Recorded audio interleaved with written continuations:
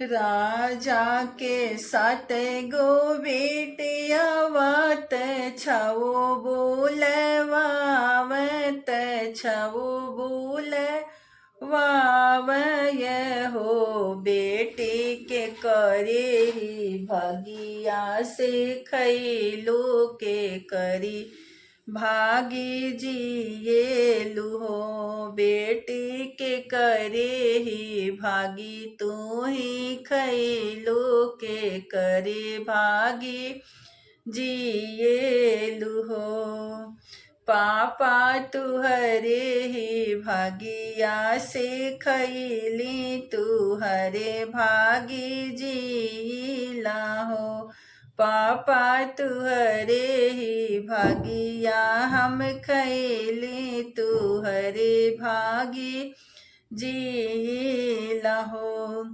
इतनी वचन सुनने राजत मन मूसु कैलत मन मूसु कालय हो राजा सतई बिटियावा बोलावे बेटी से पूछे और हो बेटी के करे ही भगिया तू खैलू के करे भागी जिये लूहो बेटी के करे ही भागी तू ही खैलू के करे भागी जिये लूहो पापाय अपने ही भगिया से खैली अपने भागी जीला हो पापाय अपने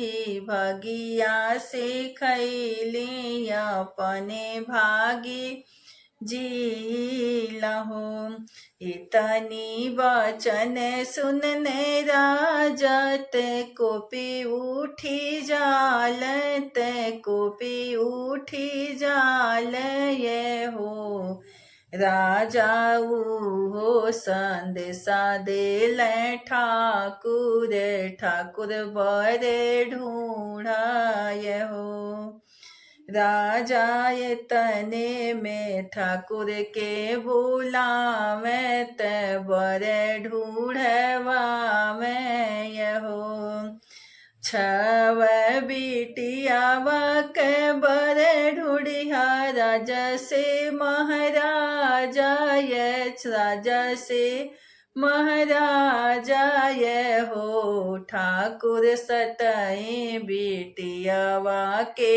ढूढ़िया जवन मिली जई है उहत लेके हाय हो ठाकुर जवन ही मिली औरी जई है उहत लेके हाय हो छवो बिटियावा के बरवात राजा से महाराजा राजा से महाराजा ये हो राजा बन बन हम ही भटकी नहीं त मिल बर हो एक बने गईली दूसरे बने तीसरे में मिलत तीसरे में मिलल हो राजाऊ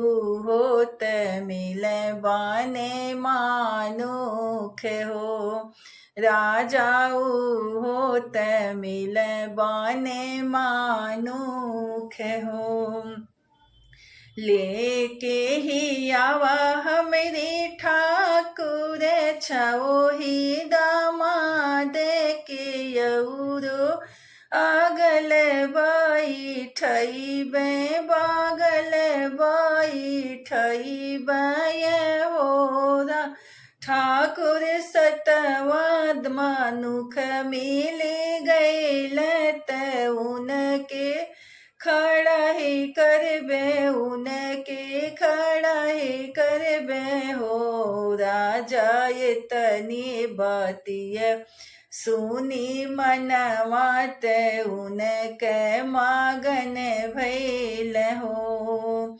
हम छठ बिटियावा के बर देखी मगन मगन मुसुकालन हो। ठाकुर कहवा से मिलबान मानुख सतई बियाह व्यय हो। ठाकुर कहवा ही मिलबान मानुख सतई बियाह व्यय हो। इतनी वचन सुनली बेटी त मन मुसु कैलिनी मन मुसु कैलिनी हो। पापा हमरे ही भगवान मानुख हमें सुविकार हो। पापा हमरे ही भगवान मानुख हमें सुविकार हो।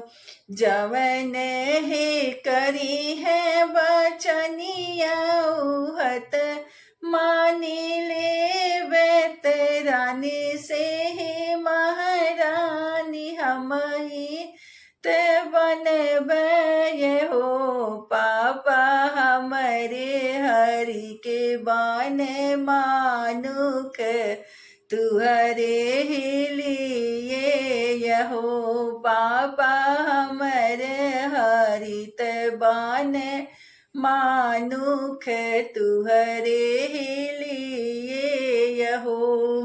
हमारे नसीब मेरा जात नहीं बने मानुख नहीं बने मानुख हो। पापा अपन ही सोचिया कि तू ही थोड़े ही बदली रखा थोड़े तू बदली रखा हो।